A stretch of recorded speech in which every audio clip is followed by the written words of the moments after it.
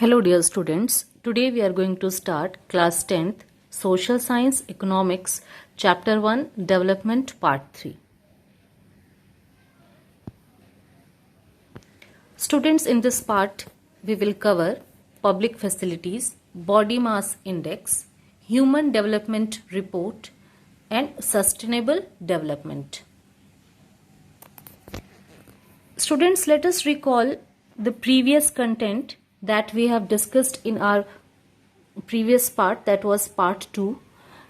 In that we have seen when we compared the states, we made the criteria of per capita income. In that we compared 3 states, Punjab, Kerala and Bihar. When we made per capita income to see the development of these states, to compare the development of these states, then we have seen that Punjab got first rank because of its high per capita income, Kerala got second rank and Bihar got third rank. But later, as we had changed the criteria to see the development of these states, to compare the development of these states, we found that Punjab got second rank. Now let us discuss which reasons were there because of that Punjab got second rank. Students, we changed the criteria. We not only focused on the per capita income of these states, we started thinking about the education status, the health status of that state. For that, we made the criteria of infant mortality rate, literacy rate, net attendance ratio. On the basis of this, in this table, you can see that Punjab, in that infant mortality rate is 49, literacy rate is 70% and net attendance ratio is 81. Kerala, infant mortality rate 11, literacy rate 91% and net attendance ratio it is 91. Student, infant mortality rate that we have seen, that it indicates the number of children that die before the age of 1 year as a proportion of 1000 live children born in that particular year.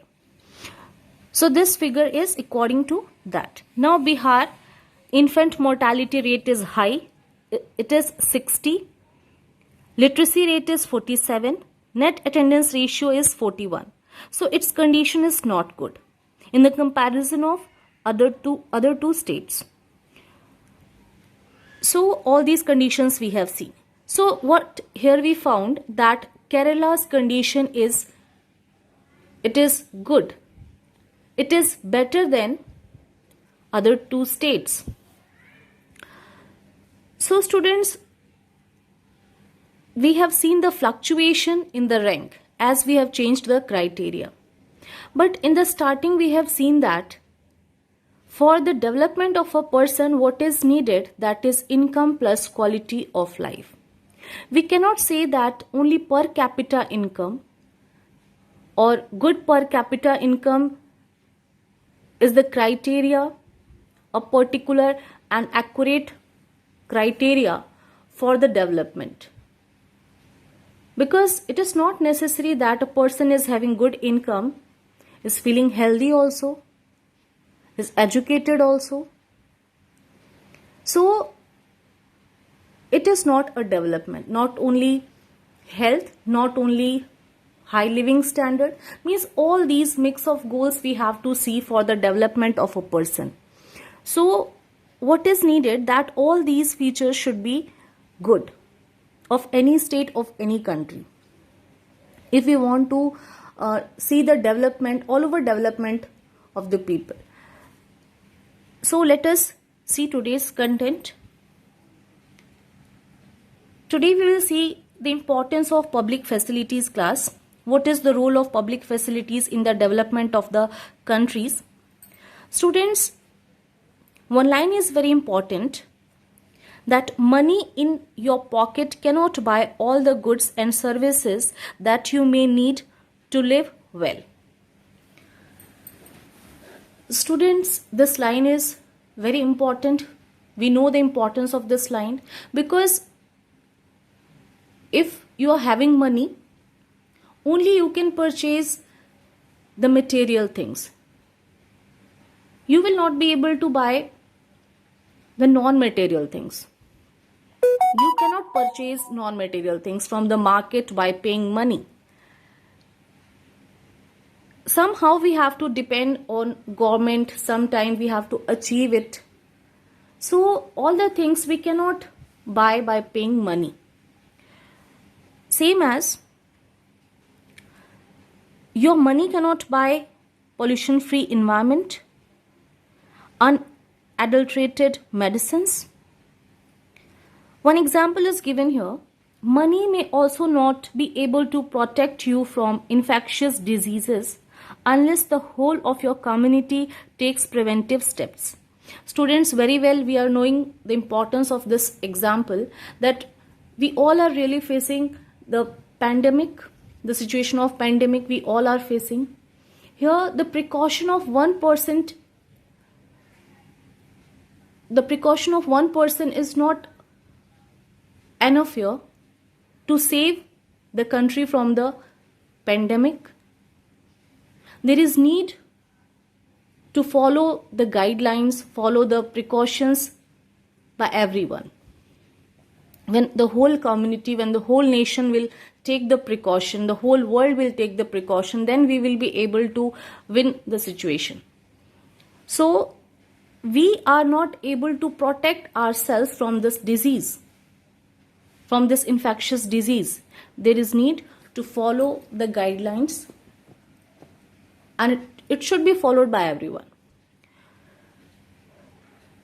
So actually for many of the important things in life, the best way, also the cheapest way, is to provide these goods and services collectively.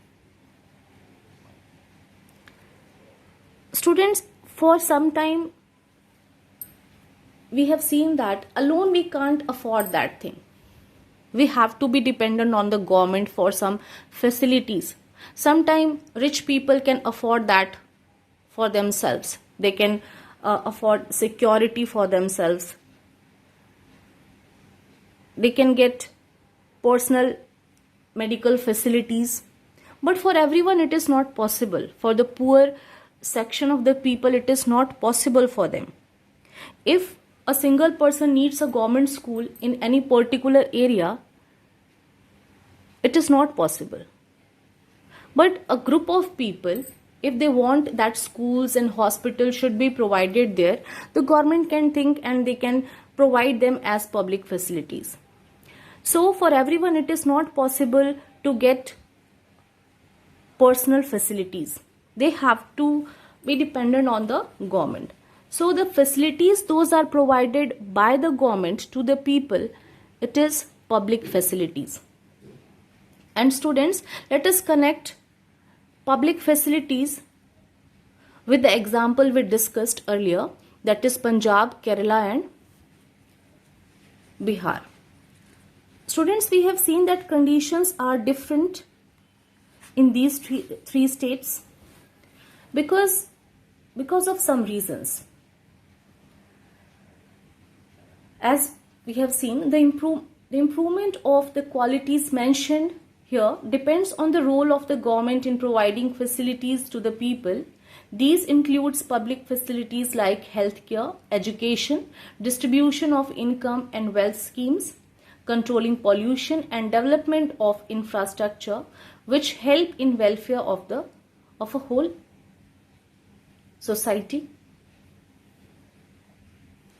Students, as we have seen, Kerala is in good status. There is low infant mortality rate because it has adequate provisions of basic health and educational facilities. Similarly, in some states, the public distribution system, PDS, functions well and people are getting food.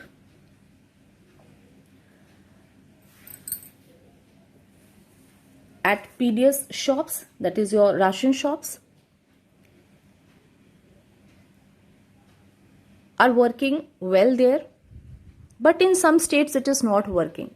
The provision is done there, but it is not working properly. The genuine people are not getting these facilities. They're not able to get the basic facilities properly. That's why they're facing the problem of hunger. They're not getting food properly. Because of that, they are facing health problems. They're not getting education properly. So these are the problems in some states. For example, Kerala has low infant mortality rate and high life expectancy of its good healthcare system provided through government hospitals. Public distribution system like ration shops also contribute in this regard. Students, the good condition of Kerala depends on the government facilities. Those are public facilities to the people. Because of good medical care, there is low infant mortality rate. People are getting food at cheap rates at ration shops. So easily they are getting food in public distribution system. It is working properly there. So students, what we got here, that if public facilities are provided properly to the people, definitely the people, they can get good situation, they can improve their status, they can become educated, they can become healthy, they can improve their living standard. So in this way, we have seen that public facilities are playing crucial role in the development of the country, because these facilities are affordable, means the people, those are poor, they can afford these facilities and they can do the development in their life. So students, public facilities are very important for the poor section of the society. Now students, one activity is given in this chapter, that is BMI, body mass index. Students, one way to find out if adults are undernourished to calculate what nutrition scientists call body mass index. This is easy to calculate. There is need to take the weight of a person in kg, then take the height in meters, divide the weight by the square of the height. If this figure is less than 18.5, then the person would be considered undernourished. However, if this BMI is more than 25, then a person is overweight. But it is not very much applicable for the growing children, because we can see the fluctuation in their height and weight. We can make it useful for the domestic servants, office workers, business persons, means on these people we can do the survey to see their health status. Now, Human Development Report. Students, we have seen that World Bank has given the criteria to see the development of the countries, that is per capita income criteria. But we have seen that per capita income or average income is having some limitations.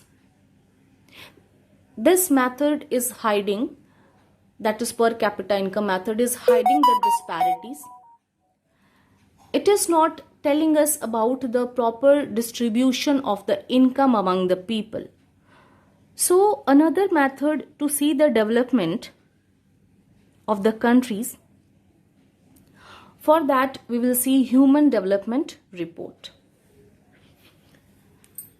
Students, Human Development Report published by UNDP compares countries based on the educational levels of the people, their health status and per capita income.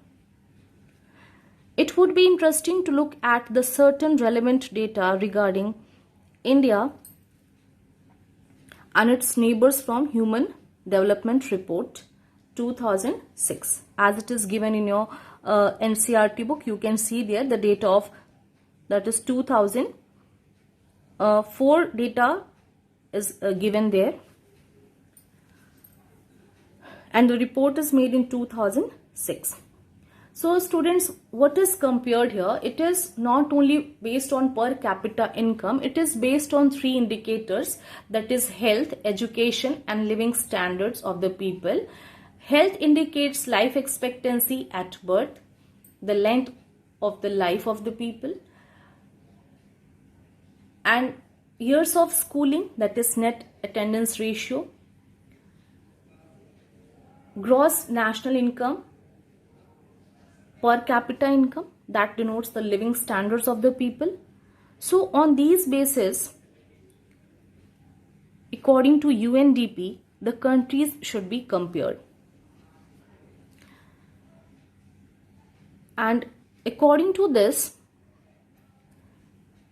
in 2021, that is, India got 131st rank out of 189 countries. So we cannot say that India is in a good status, and there is need to improve the condition of our country.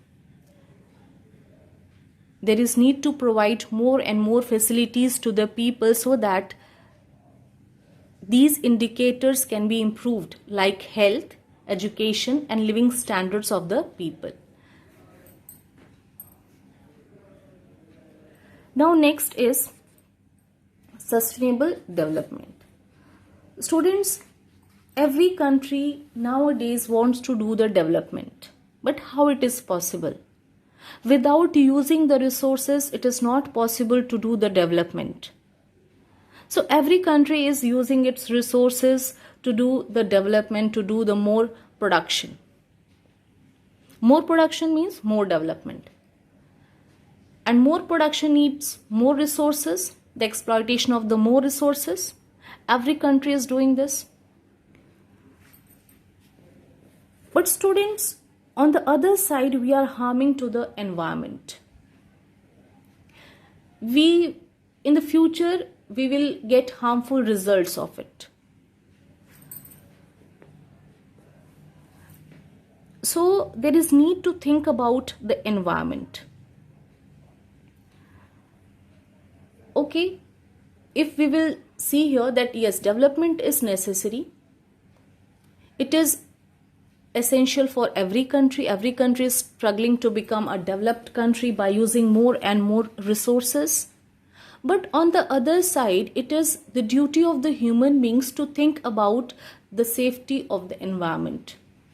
We need also a pollution-free environment to live healthy, happily. So it is the responsibility of all the people, all the countries. For this, there is need to do the sustainable development. Students, sustainable development actually refers to the use of natural resources available on earth for development in careful and limited manner in the present, in such a way that the next coming generations are not deprived of its benefits and also can have the opportunity to utilize them. Sustainable development stresses on the use of renewable energy. Students, sustainable development is such a development in that there should be no any harm to the environment, no damage to the environment, and it should be preserved for the future generation. So these two objectives are there in the sustainable development, that we have to think about the conservation and we should use the resources in such a way so that there should be no any harm or damage to the environment. So very carefully we have to use the resources. Some examples we can see here. Because of that, sustainable development is needed. It is the demand of the present time. Students, recent evidence suggests that the groundwater is under serious threat of overuse in many parts of the country. Students, in our country, groundwater is overused because of many reasons. As our population is increasing day by day, we need more food grains. In some states, those are growing more food grains like Punjab and Western UP. They need more irrigation to grow more food products to fulfill the demand of the growing population. They are using HYV seeds, and HYV seeds needs plenty of water to grow. For that, they are doing more irrigation and using the groundwater. So, because of this reason, the groundwater level is going below. It is decreasing, and it is a serious problem for the water resource. Not only this problem is there because of industrialization, because of the urbanization, there is a threat to water resource. There is more pressure on the water resource. People carelessly, they are using the water resource without taking care of its wastage. There is no proper water management in urban areas. So there is need to think about. Now another example which is given about the exhaustion of natural resources.